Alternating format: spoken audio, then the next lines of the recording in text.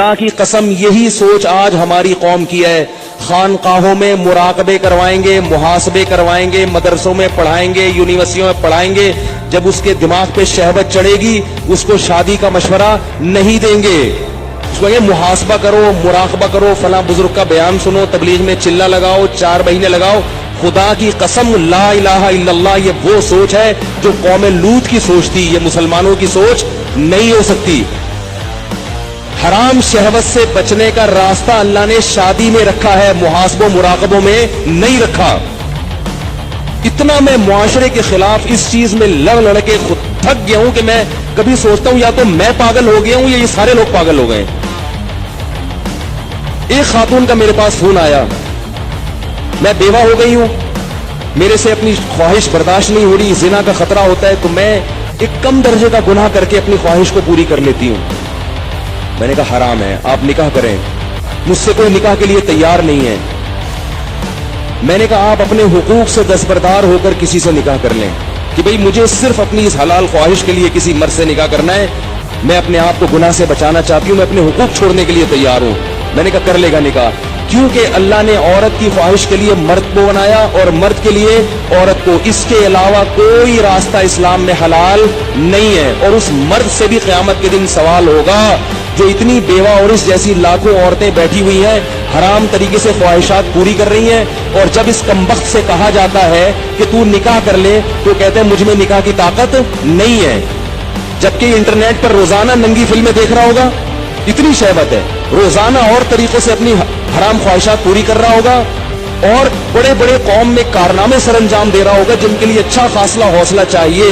لیکن جہاں کسی عورت کو عفت اور پاکدامنی والی زندگی میسر کرنے کی بات آتی ہے, نکاح کی بات آتی ہے, یہ بکری بن کے بیٹھ جاتا ہے, کہتا ہے میرے اندر قوم سے لڑنے کی, رشتہ داروں سے لڑنے کی طاقت نہیں ہے. ویسے اس کو بولو نا وہاں جا کے بم رکھ کے آؤ تو رکھ کے آ جائے گا. اس کو بولو نا یہ فتح کر لو مارے کا, یہ کر کے آ جائے گا. تو بھائی یہ طریقہ نہیں ہے. اللہ نے سورہ نور میں نظروں کی حفاظت کا حکم دیا اور اگلی آیت میں اللہ نے نکاح کا حکم دیا ہے, آلٹرنیٹ فورم بتایا ہے.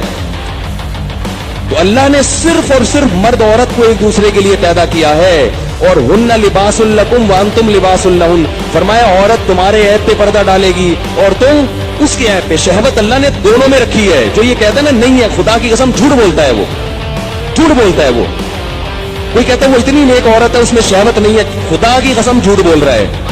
جیسے بھوک لگنے کا تعلق آپ کے نیک ہونے یا نہ ہونے سے نہیں ہے, تو سیکچول ڈیزائرز جو ہیں اس کا کسی کے نیک یا برے ہونے سے تعلق نہیں ہے. اتنی یہ کامن سینس کی بات ہے, یہ سمجھ میں نہیں آ رہی بھائی. اتنی کامن سینس کی باتیں ہیں, اس میں کون سی میں ایسی باتیں کر رہا ہوں جو سمجھ میں نہ آئے, اس پہ میرے اوپر الزام لگتے ہیں, پتہ نہیں کیا سکھا رہے ہیں لوگوں کو. یہ جو الٹے کام آج کل ہو رہے ہیں نا, لڑکیاں بھی کر رہی ہیں, یونیورسٹیاں جانے والی لڑکیاں, کالج جانے والی لڑکیاں, میرے پاس فون آتے ہیں ہم یہ کر رہے ہیں, ہم یہ کر رہے ہیں. میں کہتا ہوں کیوں بھائی؟ کہہ رہے ہیں ہمارے اندر جزائز پیدا ہوتی ہے, ہم کیا کریں مفتی صاحب, رشتے ہی نہیں آتے. اور لڑکا بھی کر رہا ہے, ان سے بولو کہ بھائی تم شادی کیوں نہیں کرتے؟ پیسے ہی نہیں ہے, کیسے کر لیں شادی, پیسے ہی نہیں ہے. گرل فرینڈ کے لیے پیسے کہاں سے آ جاتے ہیں بھائی تمہارے پاس؟ نکاح کے لیے یہ دماغ سے نکال دو کہ پیسوں کی ضرورت ہوتی ہے.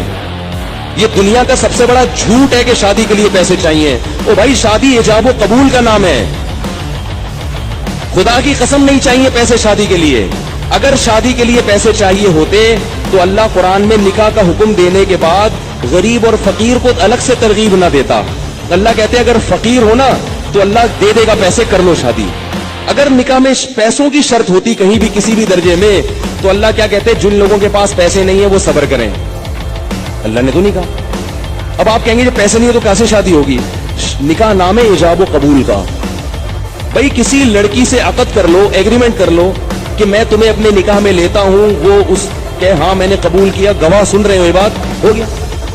اب اگر پیسے نہیں ہے تو اس کو بتاؤ پیسے نہیں ہے میرے پاس, تم میرے گھر آگے رہنا چاہتی ہو تو میرے ذمے تمہارا خرچہ ہے, لیکن یہ ہے میرے پاس, میں جتنا خود کھا رہا ہوں اس میں سے آدھی روٹی تمہیں کاٹ کے دے دوں گا.